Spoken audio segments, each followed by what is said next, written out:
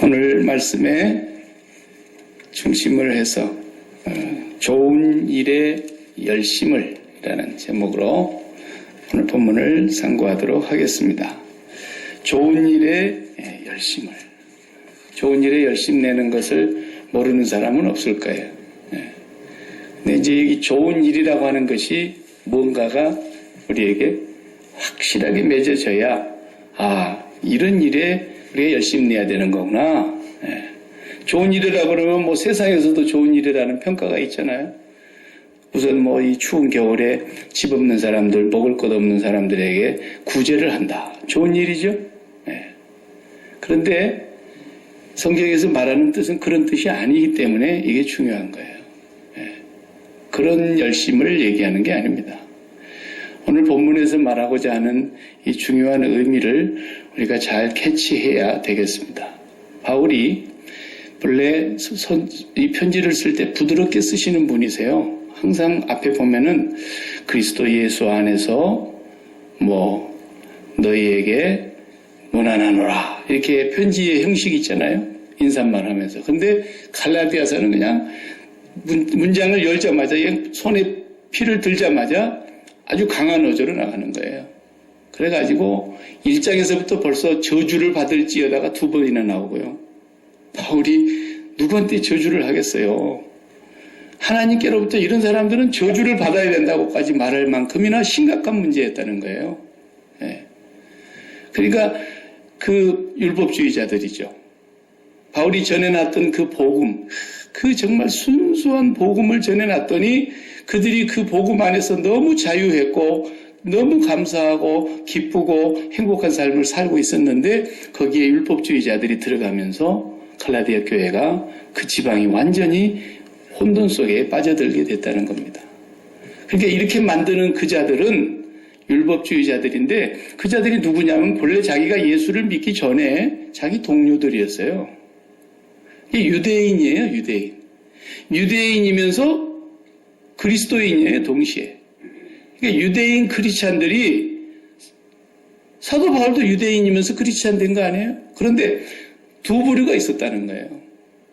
그래서 1장에서 얘기를 하면서 2장이 넘어와서는 베드로한테도 화를 냈다 그랬잖아요.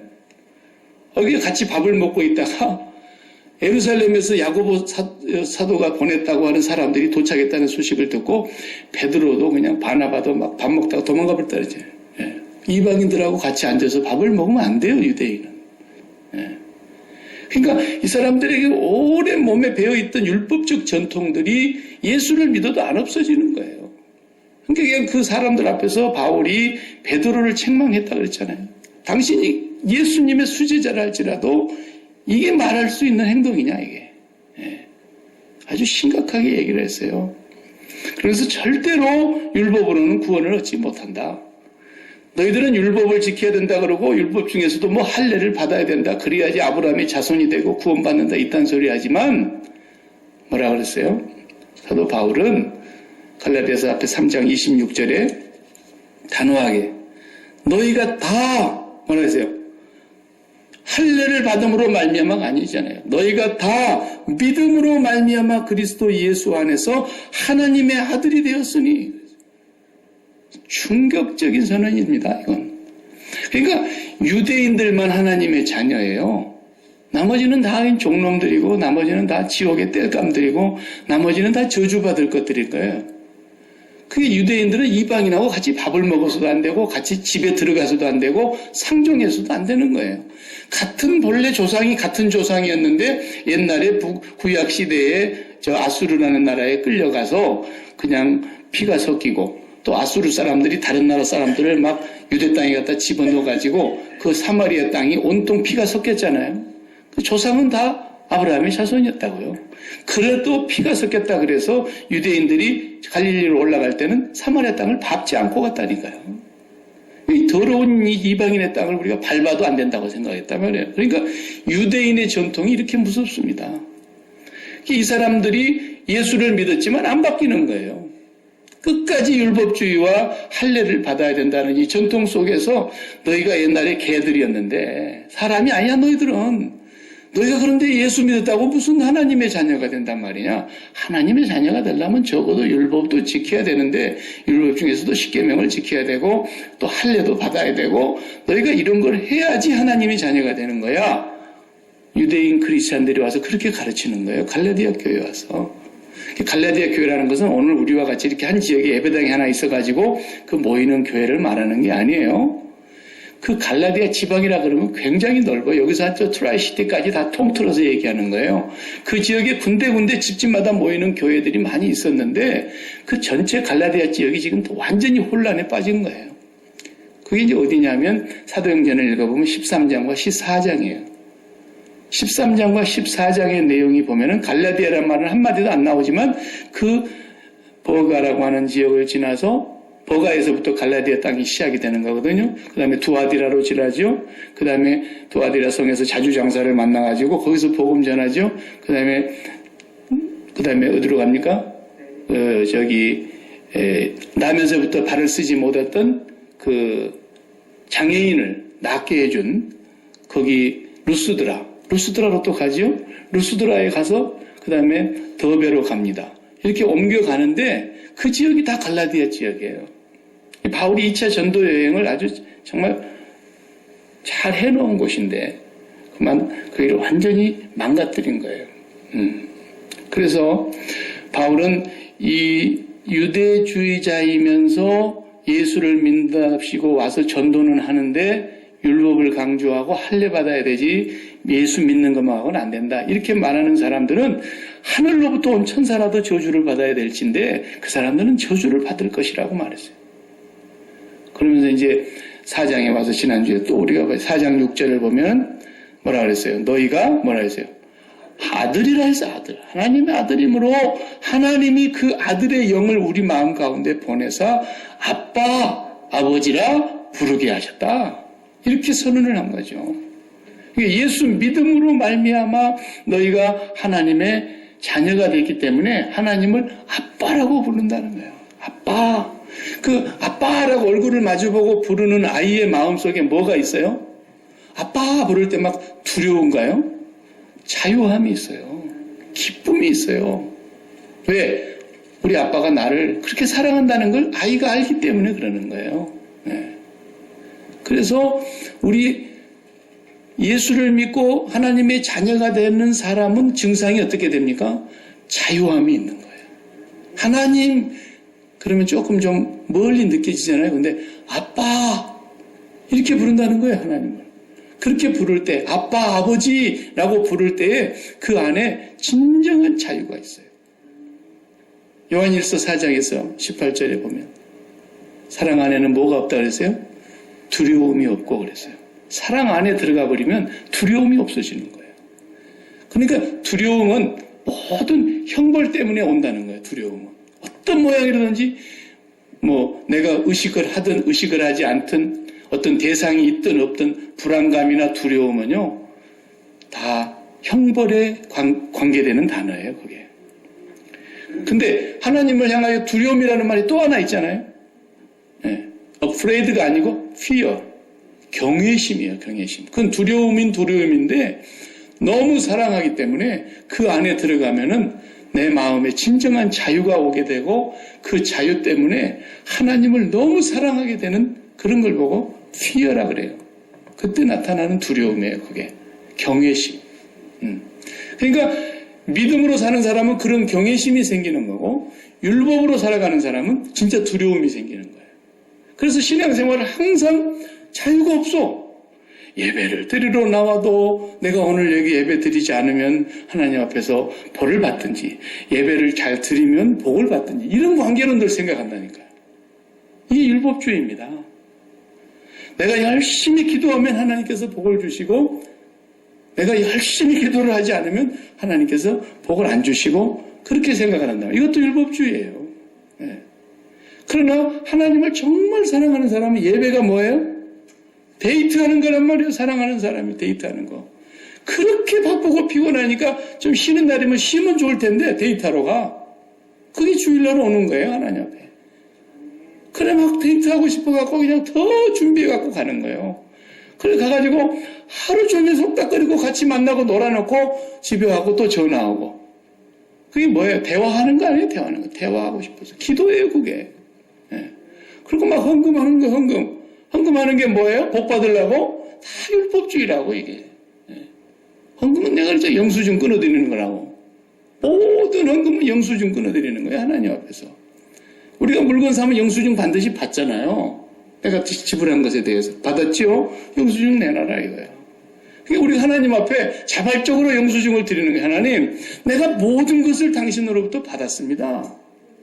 그게 된 영수증을 내가 받은 만큼 드리는 거니까 어떤 사람 많이 드릴 수 있고 어떤 사람 작게 드릴 수 있고 과부가 2렙돈을 드리는 것도 양은 작았지만 적은 액수였지만 주님 보실 때 전부를 드렸다 그랬잖아요. 그 영수증입니다. 그분이 정말 어떻게 드렸는가는 아무도 몰라요. 목사가 알아요? 몰라요. 저분만 아시는 거예요.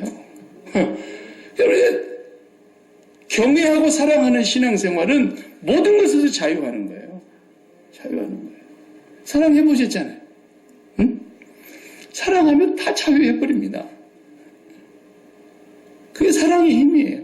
근데 사랑하지 않은 사람은 그 맛을 못 느낄 뿐만 아니라 사랑받으려고 막 애를 써요.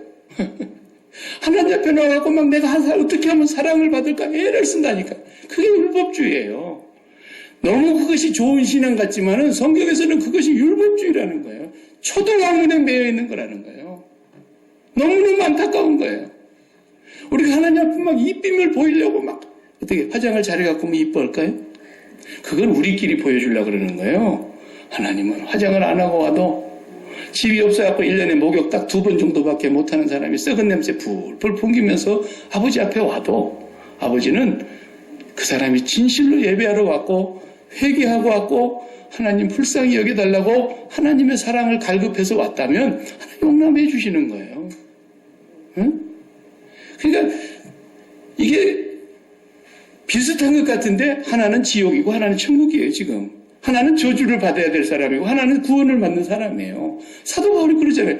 저주를 받을지어다. 너무너무 안타까운 거예요. 이게. 네. 사랑을 해보면 그 사람이 이쁘고 아름답고 강해서 사랑하는 게 아니잖아요. 약한 모습대로 이쁘고 강한 것은 강한 대로 매력이 있고 못난 데는 못난 대로 사랑스럽고 사랑해보면 그런 거예요.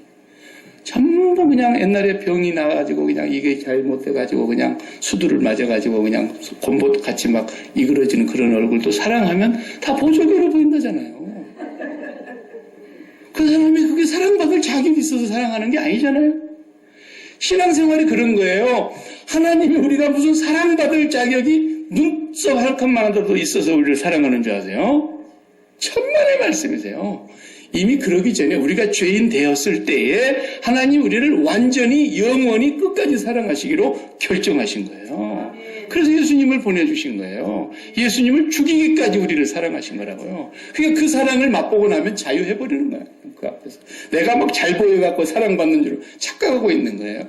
율법주의 신앙에서 못 벗어나면. 내가 뭐 충만해가지고 막 봉사 열심히 하고 막 기도 열심히 하고 막 헌금 많이 하고 충성하고 그러면 하나님이 사랑하는 줄 아는데 그걸 아직도 초등학문에 매여 있는 신앙생활이라는 거예요. 네. 신앙생활은 자유하는 겁니다. 네. 사랑 안에는 두려움이 없나니 모든 것에서 우리를 하나님이 자유케 하신 거예요. 그런 신앙생활을 해야 돼요.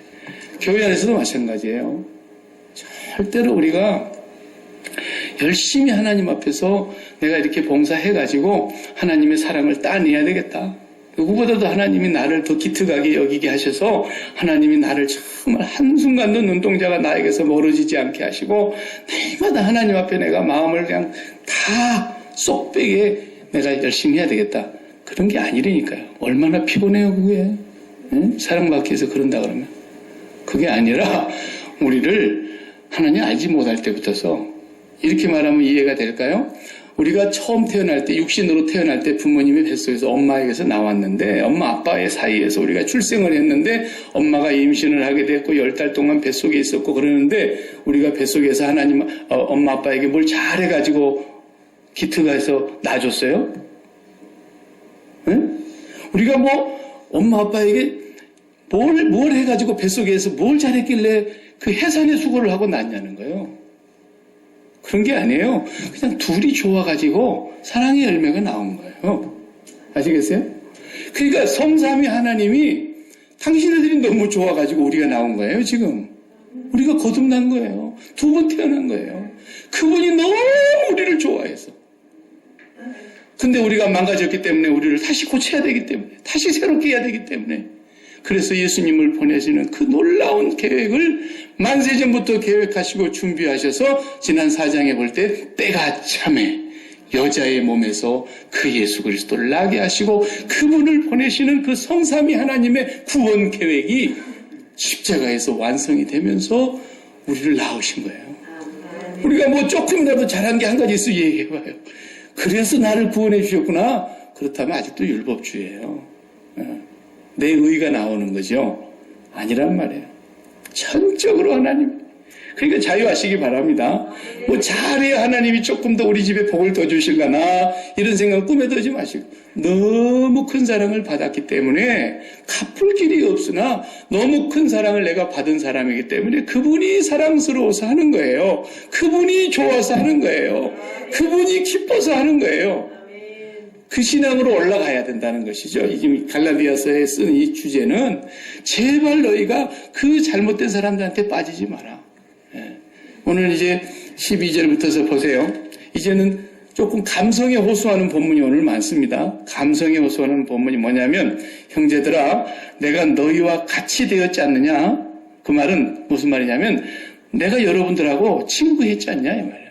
너희들하고 내가 같이 있었지 않느냐.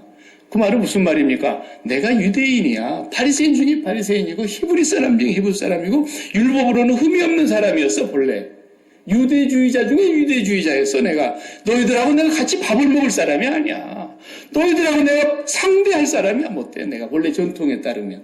내가 율법으로 따진다면 여러분들하고 같이 가서 얼굴을 맞댈 수도 없어. 그러나 나는 그런 율법에 매여 있었던 사람이었는데 내가 예수를 믿고 이 율법에서 자유함을 얻었기 때문에 이방인 여러분들이 나의 형제가 되고 여러분들도 하나님의 자녀, 나도 하나님의 자녀. 그래서 우리가 같이 있었지 않냐 말이야.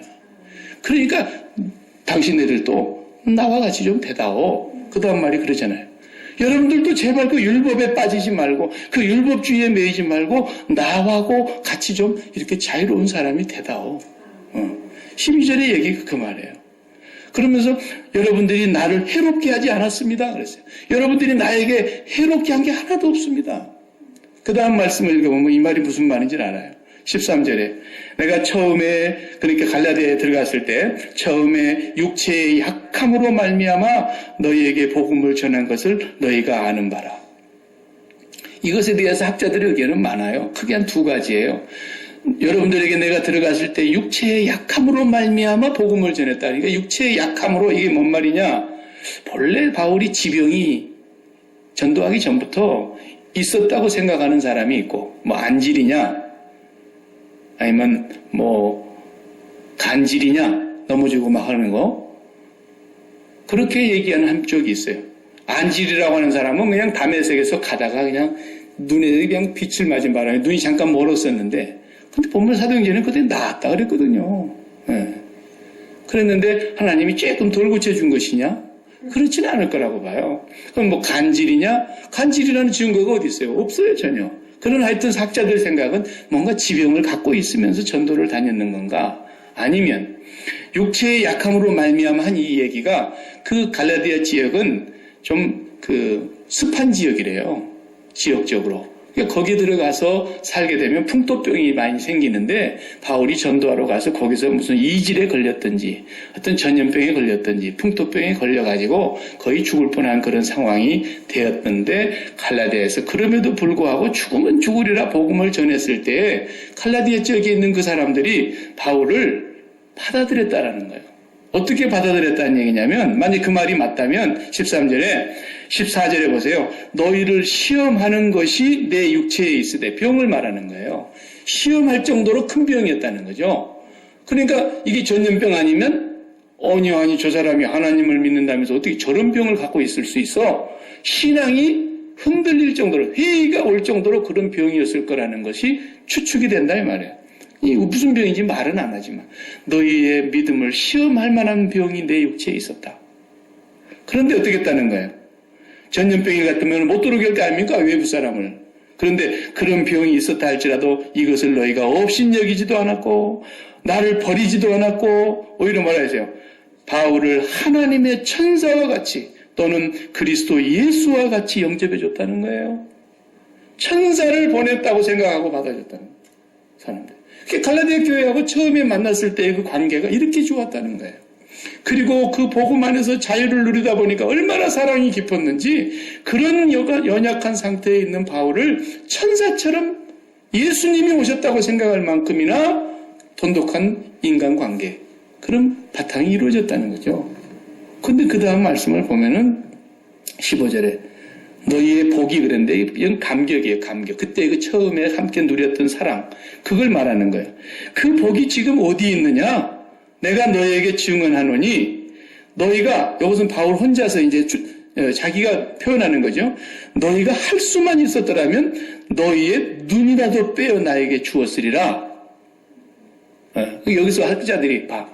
눈이 안질이 있었다니까. 이렇게 말하는 추측이에요, 그것도. 근데 우리가 그러잖아요. 아이고, 눈에도 너도 안 아픈 내 새끼. 근데 그 말이 진짜 눈을 말하는 건지, 눈이라도 빼줬을 거다라는 것은 너무너무 나를 사랑했다는 표현이죠. 은유적인 표현 아닙니까? 예. 그러니까 정말 바울과 그 갈라디아 교회 성도들은 복음 안에서 이렇게 자유를 누린 거예요. 너무 행복하게 살았던 거죠. 근데 그 다음에 말씀하세요. 그런즉 내가 너희에게 진리를 전함으로 참된 말이 뭐예요? 진리 아니에요? 복음을 전함으로 원수가 되었느냐? 어떻게 내가 그렇게 예수 그리스도를 믿음으로 말미암아 구원 얻는 이 참된 복음을 전했는데 오늘에 와서는 너희가 나가 그렇게 좋은 사이가 변해가지고 원수가 됐느냐? 그러니까 바울이 얼마나 안타깝겠어요, 이 상황이. 근데 그 이유를 이제 설명하는 거예요. 이렇게 되니까, 이렇게 좋은 관계, 이렇게 좋은 복음, 이렇게 좋은 자유하면서 정말 갈라디아 교회 성도들이 바울과 함께 그렇게 좋은 예수를 믿었는데, 이제 17절 보세요. 그래서 그들이 이제 아까 전에 말하는 율법주의자들이고 유대인이면서 크리스찬 됐다고 하면서도 율법을 벗어나지 못하고 할례 받아야 된다고 율법 지켜야 된다 이렇게 말하는 그들을 말해요. 그들이 너희에게 대하여, 너희는 갈라디아 교인들이죠. 너희에게 대하여 열심내는 것은 좋은 뜻이 아니다 그랬어요. 열심을 낸대요, 그 사람들이. 얼마나 열심으로 전도를 했는지. 그런데 그건 좋은 열심이 아니라는 거예요. 뭐라 그랬어요? 오직 너희를 이간질을 시켜가지고 너희로 그들에게 대하여 열심을 내게 하려 함이라 그랬어요. 이런 열심이 있다니까요. 이런 열심이. 아주 가까운 예로는 이단들 보세요. 이단들. 이름표 탁 달고 제복 입지 않으면 그 사람들 전도를 안 나가요. 개조심씨 계십니까? 이렇게 하잖아요. 옛날 시골에는 다 개조심이라고 써붙여놨잖아요. 그게 문패인 줄 알고 그 집 주인 이름인 줄 알고 한글을 이제 겨우 배웠기 때문에 개조심씨 계십니까? 꽝꽝꽝꽝. 그 개조심을 찾는다고요. 그런 사람들이 얼마나 열심을 내면서 다니지만 다 율법주의자들 아닙니까? 안식교, 몰몬교, 여호와 증인 다 율법주의 안에 그 사람들이 지금 이름만 명칭만 달리 이단으로 우리가 치부하고 있는 것이지 이 성경 안에서 다 뿌리가 똑같은 한 뿌리에서 나온 사람들이에요. 그거 얘기할 것이 없는 거예요. 얼마 전에 안식일 교회를 제가 갈 일이 있어가지고 잠깐 가봤더니 인산인해를 이루고 있더만. 하여튼 그날 믿는 사람 안 믿는 사람 다 왔으니까 그렇겠지만은 안식일 교회가 미국에서 얼마나 잘 된지 아십니까, 여러분? 무지무지하게 부자고요. 무지무지하게 잘 됩니다. 거의 좋은 장소에 녹음이 우거지고 산수 좋은 곳에 수양관 있는 데는 다 안식일 교회 겁니다. 알아보세요, 여러분. 제가 지도를 펴놓고 안식일 교단에서 만들어놓은 수양관을 한번 이렇게 사이트에 들어가서 찾아보니까 미국 지도에 그냥 쭉 촘촘히 박혔더라고요. 바늘 박아놓은 것처럼. 그렇게 많아요. 너무너무 잘 되는 거예요. 근데 다 율법주의 안에 있는 거예요. 그러니까 뭐 돼지고기도 먹지 말라 그러고 얼마나 삼겹살이 맛있는데 그딴 소리 하는 거예요. 예? 참말로. 그 돼지고기 안 먹으려면은 전부 지금 다 양 잡아갖고 제사를 지내야지 뭐 하고 있는 거예요. 번제단을 만들어 놓고 해야지. 말 되는 소리를 해야지. 가장 핵심을 모르니까 다 모르는 거예요. 그런데 또 정직하기는 어떻게 그렇게 교인들보다도 더 정직한지. 안식일 교인들 보통 정직한 게 아닙니다. 주인 없어도 그냥 문 열어놓고 가요. 알아서들 가져가라고. 안 갖고 와도 할 수 없고 가져오면 고맙고. 뭐. 내가 여기 포도 따러 가가지고 토요일날 안식일 교인인지 모르고 갔잖아요.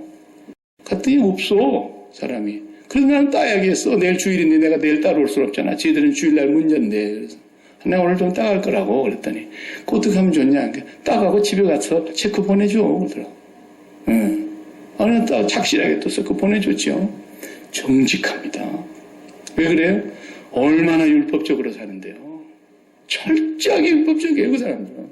그렇게 안 하면 그거 못 받은 거거든. 우리보다 그런 면에는 강해요. 우리가 좀 부끄러운 줄 알아야 돼요, 사실은. 이단들 앞에. 그 사람들 사랑하는 거요. 우리가 좀 반이라도 따라갔으면 좋을 때가 있어요. 너무너무. 네. 어려운 사람 오면요, 교인들이 다 달라들어가지고 아주 살게 만들어버려요. 정말로 이단들의 사랑은 무섭습니다. 그런데 어떡합니까? 율법주의 아래에 있는데. 그것만 갖고는 진리를 알 수가 없어요. 근데 우리도 또 회개하고 깨달아야 돼요. 우리가 진정한 자유함으로 정말 믿음 안에 바르게 들어가게 되면은 우리는 그 사람들보다 더 훌륭한 그리스도의 인격을 담는, 오늘 본문의 마지막에 가서 그러잖아요. 19절에 사도 바울이 나의 자녀들아 너희 속에 그리스도의 형상을 이루기까지 내가 다시 너희를 위하여 은다고 해산의 수고를 한다 그러죠. 이 그리스도의 형상이라는 말이 뭡니까? 우리가 어떻게 그리스도의 형상을 담겠어요? 여기 말이 무슨 말인가를 잘 알아야 됩니다. 이것도 잘못 알면 율법주의에 또 빠져요. 이 본문 가지고. 예수 닮아야 된다 그러니까 예수님 흉내를 내려고 그러는데 웃기는 거예요. 아주 극단적인 흉내를 내는 사람들은 꼭 고난절만 오면 지가 십자가에 못 박히더라고. 와, 지독한 사람이에요. 예수님처럼 양손과 양발에 못을 박는데요. 특히 동남아시아 필리핀 같은 데 가면 그런 사람들이 많습니다. 예. 예수님 닮은다 그래가지고 또 뭐 수염도 길고 이상하게 예수님 모양으로 머리도 길고 말이요. 별 사람들이 다 있어요. 예수님의 형상을 이룬다는 말은 뭐냐면 예수님의 믿음과 내 믿음이 일치되어야 된다는 뜻이에요. 예수님이 사랑을 갖고 행하신 그 사랑과 내 사랑이 한 뿌리여야 된다는 거예요. 예수님이 가지고 계시는 그 소망이 우리의 소망이어야 된다는 거예요. 그러니까 예수님이 걸어가신 그 길, 십자가의 길, 그 길을 우리가 믿음으로 따라가야 된다는 거예요. 이런 것을 예수님 형상 닮았다 그러는 거지, 예수님이 겸손하셨대. 얼마만큼 겸손하셨는지 우리도 겸손하자. 그런 얘기가 아닙니다. 예수님의 겸손은 우리가 흉내를 낼 수가 없어요. 어떻게 하나님이신 분이 사람이 됩니까? 그게 이미 겸손해. 말구유에 태어났다고 겸손하다 그러는데 성경을 몰라도 한참 모르는 얘기예요. 말구유에 태어났다고 겸손합니까, 예수님이? 아니에요. 하나님이신데 사람으로 오신 그 자체가 우리가 흉내낼 수 없는 자기 비하예요. 겸손해요. 그 어떻게 흉내를 냅니까? 그런 흉내는 우리가 낼 수도 없고 겸손은 흉내도 못 내는 거예요. 예수님의 겸손. 그러니까 세상 사람들도 얼마든지 겸손해요. 도덕적으로 윤리적으로 겸손한 거 그거 뭐 조금 유치원 비싼 데 나온 사람들은 다 압니다. 내가 어느 순간에 겸손해야 되는지. 그런 걸 겸손이라고 하지 않아요, 성경은. 우리가 예수님을 어떻게 그 형상을 이루겠어요? 예수님과 함께 십자가에서 죽는 거거든요. 나는 안 죽었어요. 예수님만 죽었지, 분명히 죽는 것은. 그러나 예수님의 그 죽음이 나의 죽음이 된 그것이 겸손이에요. 그렇게 죽은 사람이 얼마나 겸손한가 대결해봐요. 그걸 이길 자가 있는가? 예수 그리스도의 죽음과 내 죽음이 일치된 사람은 진짜 겸손하다니까요. 그런 사람 옆에 가서 옆구리 찔러봐요. 왜 찔러 이 자식아? 이렇게 안 해요. 죽은 사람이라니까요. 죽은 사람이에요. 그러니까 예수 그리스도와 함께 연합하는 것을 예수 그리스도의 형상을 이룬다. 그런 뜻인데 이것이 무엇으로 가능해지냐면 십자가의 은혜를 믿는 것으로 가능해지는 거예요. 날마다 예수와 함께 죽노라 그 말이 바울의 말이 그 말인 거예요. 나는 날마다 예수님과 연합해 가지고 있습니다. 날마다. 이것이 기독교 신앙의 정수입니다. 정수. 그러니까 예수님도 이 세상에서 우리와 똑같이 고난을 겪으셨다 그랬죠? 예수님도 우리와 똑같이 시험 받으셨다 그랬죠? 성경에 보면. 그러나 뭐라 했어요? 죄는 없으시니라 그랬다고요. 그러니까 우리의 구속주가 되실 수 있는 분이죠. 예수님 똑같이 겪으셨다니까요. 풍랑이 일면 풍랑이 있는 것을 보시고 태풍이 오면 태풍이 오는 걸 보시고 예수님 때 지진이 한 번이라도 있었겠지 없었겠어요? 지진이 일어나면 예수님 지진을 느끼시고 예수님도 맛있는 걸 보면 먹고 싶은 유혹을 받으시고 우리와 똑같았다라는 거예요. 그 부분에 있어서는. 그러나 그 모든 시험에서 이기신 분이다 이거예요. 그러니까 우리가 예수님의 그 믿음을 가져야 된다는 거예요. 그 믿음과 우리가 일치되는 속성을 갖고 있어야 한다는 거죠. 그래서 예수님은 똑같이 풍랑을 타고 이렇게 배를 타고 풍랑을 타고 가는데 예수님은 거기서 주무시고 간단 말이에요. 근데 제자들은 날 살리세요. 우리가 죽게 됐는데 지금 누워서 주무실 때입니까? 그래서 막 깨웠단 말이에요. 그러니까 예수님이 말해요. 너희 믿음이 어디 있느냐? 그랬잖아요. 그러나 좀 인자하신 선생님 같으면 아이고 미안하다. 내가 어젯밤에 산에 가서 철야 기도를 하느라고 잠을 못 자갖고 피곤해서 깜빡 잠이 들었었구나. 아이고 풍랑 만나서 죽을 뻔했네. 고생했네. 그래야 되잖아요. 좋으신 선생님 같으면. 근데 예수님 말해요. 너희들 지금 믿음이 어디 있는 거야? 책망을 하시는 거예요. 예수님이 갖고 계신 믿음이 아니라는 거예요. 예수님이 갖고 계신 믿음과 우리 믿음이 같아야 되는 거거든요. 그거 어떻게 그게 가능합니까? 예수님은 머리를 땅에 기대고 살지 않았다는 뜻이에요. 예수님은 그 마음이 하나님께 있었다는 거죠. 지금 이 풍랑이 일고 계시는 것을 하나님이 보고 계세요. 내 인생에 풍랑이 왔어요. 근데 내가 막 이 풍랑에서 막 죽게 생겼어요. 진짜로. 예수님이 제자들처럼. 하나님 정말 살아계신다면 어떻게 이럴 수가 있습니까? 이게 막 이런 게 아니고 하나님 보고 계시죠? 풍랑에 대해서 나는 죽었습니다. 이대로 나를 데려가시려면 데려가시는 분이 아버지시고 여기서 나를 살리시려면 하나님이 어떻게든지 살리실 텐데 이 풍랑이 무엇 때문인지 나는 모르겠지만 하나님 보고 계시죠? 하나님께로 마음을 온전히 붙인 사람은 하나님 안에서 그 풍랑을 보면서도 평안을 잃지 않는다는 거예요. 그 믿음이 예수님의 믿음 아니었습니까? 그러니까 그런 게 예수님의 형상을 이룬 것입니다. 그게 바로. 그렇게 가능할 수가 있겠어요? 있죠. 그래서 십자가에서 죽으라는 겁니다. 날마다 십자가에 죽는 것이 그리스도인의 목표인데요. 뭐. 풍랑이 일어날 때마다 풍랑에서 나를 건져달라가 아니라 이 풍랑 인연하여서 이 풍랑 때문에 더 빨리 갑니다. 찬송가 그러잖아요. 이 풍랑 인연하여서 더 빨리 갑니다. 그러죠. 그게 예수님이 갖고 계시는 믿음과 똑같은 속성이에요. 그렇게까지 그리스도의 형상을 이루게 하려니 사도 바울이 다시 말하기를 내가 이제 또다시 해산의 수고를 한다. 그렇게 말한 거예요. 네. 뭐 저도 뭐 더 이상 할 얘기가 없어요. 이제 그만해야 될 것 같아. 이렇게 죽으라는 얘기를 계속하고 있으면 듣는 사람도 기가 못이 박혀서 이제 듣기 싫을 거 아니었어요. 네. 근데 사도 바울은 당신이 날마다 전도를 다니면서 정말 풍랑을 만나서 배가 깨뜨려지기도 하고 너무너무 정말 자기를 사랑했던 그런 동족들이 자기가 사랑했던 동족들이 자기를 오히려 잡아다가 죽음에 처하도록 매를 때리고 배반하고 강도의 위험과 시내의 위험과 광야의 위험과 강의 위험과 모든 위험이 도사리고 있는 곳에서 한 번이나 어디 편안하게 전도해봤냐고요. 그런데 이 양반이 어떻게 그런 믿음을 가졌어요? 주님의 형상을 이루는 믿음을 가졌기 때문에 세상에 대해서 죽어버린 거예요. 내가 복음을 전하다가 목숨이 떨어진다면 하나님은 오늘 나를 부르시는 날이고 땅에 대한 나의 뜻이 끝나는 날이고 나에게 대한 사명이 끝나는 날이다. 나는 그래서 몸을 떠나서 그리스도와 함께 있는 것이 더 좋다. 이렇게 산 사람이란 말이죠. 그 믿음의 속성이 똑같잖아요, 주님하고. 그걸 말하는 겁니다. 그러니까 우리가 이 갈라디아 교회의 성도들에게 처음에 그렇게 가르쳐 놨는데 이 유대주의 율법주의자들이 와가지고 이걸 다 망가뜨려 놓은 거예요. 이거 하늘로부터 온 사람이라도 우리가 전한 복음 외에 다른 복음을 전한 자는 저주를 받을 것이다. 단호하게 말씀하고 있는 거예요.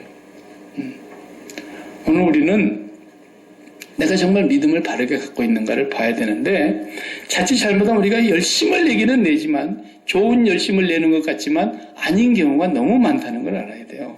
제가 그래도 적어도 이제 목회 길을 36년간 걸어왔는데요. 이거 자랑할 것은 아니지만 수많은 종류의 각양각색의 사람들을 다 본다고요. 저도 예전에 그 비밀을 몰랐을 때는 그런 길을 저도 걸었어요. 그리고 저도 그렇게 배웠어요. 근데 아니더라고요. 무슨 얘기냐면 어느 교회든지 가면은 목사의 목회를 잘 돕고 정말 목사가 하자는 대로 무조건 따라하는 사람들이 많아요. 그게 뭐 목사가 하자 그러면 일단 말이 필요 없어. 무조건이야, 무조건. 누가 오라 그러면 뭐 대서양을 건너서 태평양을 건너서 무조건 간다는데 목사가 하자 그러면 무조건이야, 그냥. 예. 그러면 목회하기가 너무 편한 거예요. 안 그러겠어요? 생각해 보세요. 목사가 하자는 걸 다 하자는 대로 따라오는데 얼마나 목회가 재밌겠어요. 그것도 아무나 그렇게 됩니까? 그런데 그보다도 더 중요한 것이 있다는 얘기를 지금 하는 거예요. 바울사도는 이 좋은 열심이라는 말은. 뭔 얘기를 하느냐면 예를 들어 볼게요. 제가 군대에서도 이제 본의 아니게 목회를 했는데 이제 담임 목회를 하다가 나이 들어서 군대를 가다 보니까 군목이 이제 임자 만난 거야. 이거 뭐 혼자 다 하다가 온 친구가 일반 병으로 왔는데 자기는 대의를 달고 있으니까 군인 장교이며 군목이며 자기가 다 해야 돼 사실은. 근데 자기는 주일날 예배 한 번만 딱 하고 나면 모든 것이 제 차례예요. 월요일부터 새벽기도 토요일까지 네가 해라. 토요일 새벽기도 다 제가 했어요. 그리고 수요일 밤도 내가 혹시 못 오길래 네가 해라. 수요일 밤 다 하진 않았어도 많이 했어. 금요 구역장 모임 네가 시켜. 금요 철학기도 네가. 교사교육 네가 하고. 저는 군대에서 3년간 목회를 했어요, 사실은. 근데 그 안에 많은 종류의 교인들이 있잖아요, 군대 안에도. 그러면 최고 높은 사람은 장군이지만 제가 있었을 때 장군은 교회 안 나왔어요. 천주교인이었어요. 그리고 대대장들은 4분이 다 나왔어요. 4개 대대가 있는데 그 대대장인데 앞에 또 나와 있는데 제가 설교를 한다니까요. 일반 병리 짝대기 2개, 3개 달고 있는 내가. 그러니까 얼마나 웃깁니까 그게. 그 중에는 정말 믿음이 바른 대대장이 있고 이제 그냥 부인이 하도 나가자 그러니까 4사람 부인은 다 교회 집사님으로 충성을 다하는다. 그러니까 집안 화목을 위해서 이제 나온 사람도 털어있고 그러는 거예요. 대대장 나오면 밑에 중대장 또 한 대대 안에 중대장이 한 5, 6명 있는데 다 나와야죠 뭐. 부득불한 일 빼놓고는. 그러니까 교회가 제가 군대 생활할 때 교회가 제일 잘 됐다 그래. 지금도 내가 그 얘기 들어보면. 대대장들이 다 교회를 나오니까 목사가 군목이 너무 편한 거야. 군목이 어디 가도 그냥 없는가 해. 왜냐면 내가 다 하니까. 그런데 믿음이 있는 사람과 없는 사람이 언제 구분이 되느냐. 그 안에는 장교가 있는가 하면 말뚝박은 하사관들이 많잖아요. 군대 생활은 거의 하사관들에 의해서 군대가 이루어집니다. 장교들은 그냥 임기 끝나고 딱 시무연화 끝나면 바로 전출을 보내거든요. 한 곳에 오래 안 두고. 그런데 하사관은 그 부대에 내려오면 말뚝이에요. 이 사람들은 교회가 바뀌질 않는 거예요. 목사도 뭐 바뀌어야 바뀌는 거지 바뀌질 않는 거예요. 그러니까 열심히 하는 거예요. 그 부대에서, 그 교회에서. 정말 후미진 일부터 다 해. 하사관과 하사관 부인들이. 그 장교들은 이제 와갖고 막 길만 한 3년 있다 가고 그러니까 장교는 장교인 거야. 교회 와서도 장교고 교회 와서도 하사관인 거야. 김하사 이거 좀 청소 좀 하고 이러는 거예요 장교들이. 그러니까 아니 부대 안에서도 그냥 맨날 그 장교들 밑에서 따까린 도도 하다가 이게 교회까지 와가지고 그냥 이중사 예. 박상사 이러니까 후대 안에 교회에서 이 하사관들이 신앙이 좋은 분들은 그냥 꼭 참고 있지만 신앙이 별로인 사람들은 화가 나는 거예요. 그래서 이제 민간인 교회를 나가기 시작해요. 군인 교회를 안 오고 그 꼴 보기 싫어서. 그런데 제가 또 제대하고 나서 이제 또 해군본부, 육군본부, 공군본부가 있는 이제 별들만 있는 곳에 제가 목회를 했단 말이에요. 거기서 개척을 해갖고 목회를 하는데 교회는 이제 높은 사람들이 나오잖아요. 별자리들이. 별 하나는 별도 안 보여 그런 건. 4개짜리들이 줄줄이 나오니까. 그게 뭐 거기서 중령이 그거 밀대 들고 바닥 청소해야 됩니다. 다른 부대 가면 대대장인데.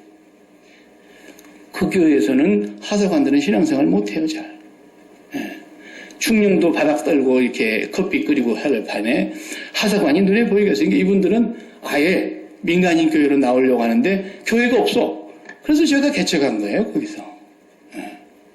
교회를 이제 하는데 하사관들만 나오는 거예요. 예. 장교들은 몇 분 계시긴 했어요. 또 제가 부대에서 알고 지냈던 장군 한 분도 나오시고 그랬어요. 주일 낮에는 자기 교회 가고 밤에는 꼭 우리 교회로 오시더라고 그 장군님이. 예. 근데 제가 이제 장교인데 집사님이라고 부르잖아요. 집사님. 교회에서는 제가 다 집사님이라고 부르죠. 뭐 대대장님도 집사님. 그런데 교회에 와서는 우리가 하나님 앞에서 지금 예배를 드리고 하나님 앞에서 한 형제요 자매이며 오늘 성경에 뭐라 그랬습니까? 종이나 자유자나 유대인이나 헬라인이나 다 그리스도 안에서 하나인이라 그랬지 않습니까? 그러니까 종들은 상전을 바라볼 때 그리스도께 하듯 해야 되고 하급자는 상관에게 그리스도께 하듯이 부대에서는 그렇게 해야 되는 거고 또 상전들은 부대에서 종들을 다스릴 때에 그리스도께서 우리를 사랑하는 것처럼 해야 된다 그랬지 않습니까? 그러니까 그것이 그리스도인데 교회 안에 들어와서는 높낮이가 없습니다. 목사라고 높고 이제 온 새신자라고 낮고 그런 게 아니죠. 교회는 계급이 아예 없지 않습니까? 그러니까 교회 안에 와서는 박하사, 김중사 이러지 말고 집사님 이렇게 부르세요. 내가 가르친 거예요. 대대장이라도 가르쳐야 되고 선임하사라도 가르쳐야죠. 근데 그 말을 들을 때 네, 전도사님 이렇게 말하는 사람은 진짜 예수 믿는 사람이에요. 그 사람은. 그 무슨 얘기냐면 목사가 하자는 대로 하는 게 중요한 게 아니라 목사보다도 하나님의 말씀이 그렇습니다. 그러면 거기에 순종하는 사람이 더 중요하다는 걸 바울이 지금 얘기하고 있는 거예요. 좋은 열심 내지 말라는 거예요. 좋은 열심이라고 다 되는 게 아니라는 거예요. 무슨 열심이 진짜 열심이냐? 하나님께 순종하라는 거죠. 그러니까 여기에서 말하고자 하는 것은 지금 저 유대주의자들이 율법주의자들이 너희 안에 들어와가지고 무진장 열심을 내고 너희들한테 그냥 최선을 다하는데 그건 다 왜 그런지 아냐? 너희들 이간질 시켜가지고 자기들한테 충성하게 만들려고 그러는 거야. 자기들이 목표하는 바를 달성하려고 그러는 거야. 너희들을 구원하려고 오는 게 아니야. 자기들도 지옥에 가면서 너희들까지 끌고 가려고 그러는 거 아니야. 그런데 저렇게 열심을 낸다. 열심을 낸다. 네. 그러니까 무조건 열심이 아니고 무조건 순종이 아니라 대대장님 교회 와서는 김하사 박대희 이러지 마세요. 교회 안에서는 대대장님이 김집사님 이렇게 얘기하면요. 그 김집사님 김대희가 대대장님을 더 존경합니다. 더 인격적으로 존경합니다. 아, 교회 와서 그냥 집사님 똑같이 되니까 부대에 가서도 대대장님 무시할까요? 아닙니다. 정말 그렇게 하셔야 됩니다. 교회에서 내가 예수 믿는 사람이라면 그렇게 하셔야 됩니다. 그러면요, 그때 받아들이는 사람은 진짜 하나님께 순종하는 사람이에요. 아니, 상병이 얘기하는데 대대장이 들을 소리입니까? 근데 그렇게 받지를 않는 거예요. 하나님의 말씀이라면 받아들이는 거죠. 이것이 진정한 신앙이다라는 거죠. 네. 그러니까 우리가 교회에서도 마찬가지예요. 누구한테 인정받으려고 한다든가, 뭐 우리 교회는 그런 사람이 아직까지 없어. 네. 다른 건 꼭 2사람씩 있는데, 그러니까 사람한테 인정받으려고 하는 거, 이것도 율법주의 아래서 나오는 뿌리예요. 네. 사람한테 보이기 위한 것도 마찬가지예요. 저 사람의 마음을 어떻게든지 내 마음으로 쏠리게 만들어야 되겠다고 해서 하는 베풀어주는 사랑이나 무슨 구제나 무슨 이거 인정 다 소용없는 거예요. 예. 제가 밴쿠버에서 목회할 때는요, 목사님이 너무 좋아가지고 교인들이 하자는 대로 해. 목사님 다음 주 어디 갈까요? 볼링대회 가는 거예요. 예배 끝나면 밥 먹고 볼링 가는 거예요. 다음 주는요, 그러면 등산, 그럼 밥 먹고 등산 가는 거예요. 예배 끝나고. 이번 주는 어디 가요? 그러면 또 저기 뭐 산책, 그러면 또 바닷길을 걷고. 얼마나 재밌습니까, 교회가. 예배 드리고 밥 먹고 볼링도로 가고, 예배 드리고 밥 먹고 고사리도 따러 가고, 예배 드리고 밥 먹고 등산도 가고. 저도 하죠. 네. 근데 그런 거 아무리 잘해도, 그런 열심 아무리 내도 진리 안에 거하지 않으면 하루아침에 무너지는 거예요. 하루아침에 그냥. 그렇게 좋게 지내고 인정살이, 인정만 거둔 사람도 원수가 되고요. 그게 인간인 거예요. 그걸 우리가 알아야 돼요. 그게 인간이에요. 하나님 앞에서 우리는 그런 걸 하지 말라는 것이 아니죠. 해도 돼요. 그 나쁜 건 아니에요. 그러나 그런 것으로 가지고 교회가 될성부리로 생각하면 정말 착각 중에도 그런 착각이 없는 거예요. 그 사람이 이 교회에 붙들려 있을 것이다. 천만의 말씀이에요. 안 됩니다. 진리 안에 거하는 것 외에는 하나님의 교회는 설 수가 없습니다. 목사가 아무리 불쌍한 사람이 와서 어떤 사람을 구제하려고 해도요, 진리 안에 세워놓지 않으면 그 사람이 오히려 더 큰 상처를 남기고 교회에 폐해를 입히고 떠날 수도 있어요. 네. 우리는 그건 명심해야 됩니다. 진리 안에 서야 돼요. 예수 그리스도 안에서 십자가에 못 박혀 죽으신 예수 그리스도를 내가 믿는다면 그분의 죽음이 나의 죽음이라는 걸 날마다 시인하고 고백하며 그것이 내 몸에서 이루어질 때까지 기도해야 합니다. 그리스도의 형상이 이루어져서 이제 내 믿음은 그 속성이 주님 닮았구나. 무슨 일이 꽝 하고 터지니까 주야 이 사업이 무너지면 나는 어디로 가란 말입니까? 이게 부도나면 나는 어디로 가란 말입니까? 막 주야 삼창합시다. 주야. 그 주님의 믿음이 같은 속성이 아니에요. 그걸 아셔야 돼요. 그런데 너무나 많은 사람들이 율법주의에 빠져 있는 거예요. 내가 그렇게 하지 않아도 주님, 이것이 주님의 뜻에 망해야 될 것이라면 주님이 망하게 해주시기 바랍니다. 그러나 이게 주님의 뜻에 망할 것이 아니라면 주님이 무슨 뜻이 계시겠죠? 이 사업에 대한 생각이 왜 없으시겠어요, 주님이? 내 몸뚱아리의 문제에 하나님이 왜 생각이 없으시겠어요? 시편의 기자가 나를 향한 생각이 모래알보다도 많도소이다 그랬는데 주님 생각이.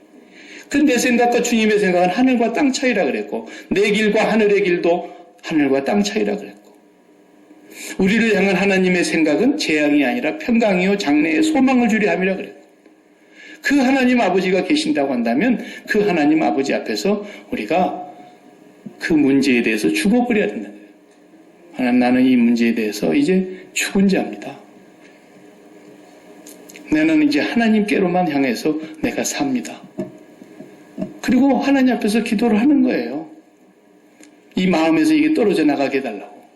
이게 붙들고 앉아가지고 잠을 못 자고 이걸 붙들고 앉아갖고 계속 걱정하고 이걸 붙들고 앉아서 입맛을 다 잃고 이걸 붙들고 앉아서 마음이 심장이 갈기갈기 너덜너덜 찢어져가지고 잠 못 자면서 그냥 밤새도록 뻘건 토끼 눈을 하고 그래 봐야 안 되는 거예요. 이거. 주여, 나 이 문제에 대해서 죽었습니다. 그리고 이 문제가 내 마음에서 떨어져 나가도록 기도해야 돼요. 그리고 진정으로 하나님이 이 문제를 붙들고 계시고 하나님의 계획이 있으시다는 걸 알고 하나님의 생각과 평강이 내 마음을 주장해야 된단 말이죠. 아무것도 염려하지 말고 오직 기도와 간구로 너희 구할 것을 하나님께 감사함으로 하래라. 그리하면 모든 지각에 뛰어난 하나님의 평강이 그리스도 예수 안에서 너희 마음과 생각을 지키시리라. 이런 게 주님과 같은 믿음의 속성인 거예요. 죽은 사람만이 할 수 있는 거죠. 네. 이런 좋은 열심 우리 하나님 앞에 가져야 되겠고 율법주의에서 정말 빠져나오도록 우리가 날마다 주님의 십자가의 은혜 안에 머물러야 할 것입니다. 기도하십시다. 하나님 아버지 감사합니다. 오늘도 갈라디아 교회를 향하여 피를 토하는 애타는 심정으로 한 영혼 한 영혼을 향하여 이 간절함을 담아 그들의 감정으로도 호소하고 또 복음으로 호소하며 예수 그리스도를 믿는 믿음 안에 이들을 다시 세우기 위해서 그리스도의 형상을 다시 이루게 하기 위해서 해산의 수고를 감당하고 있는 바울 사도의 이 애타는 소원의 목소리를 우리가 오늘 또 들었습니다. 주님께서도 우리를 향하여 그렇게 살기를 원하실 터인데 주님의 십자가에 죽으신 그 공로가 우리를 모든 죄에서 자유하게 했으며 모든 율법주의에서 우리를 해방시켜 주셨음을 감사합니다. 더 이상 우리가 율법주의에 매이는 신앙생활하지 않게 하시고 우리가 두려움에 떨며 주님을 섬기는 자들이 아니라 하나님의 너무 크신 사랑을 감격하여 너무나 크신 사랑을 영원한 그 사랑을 오늘 또 받은 우리가 그 사랑 앞에 감사함으로 살아가는 저희들 되게 해주시고 감사함으로 우리가 주님 앞에 헌신하고 또 충성할 수 있는 그런 믿음의 성도들이 되게 하여 주옵소서. 예수님 이름으로 기도드립니다. 아멘. 아멘.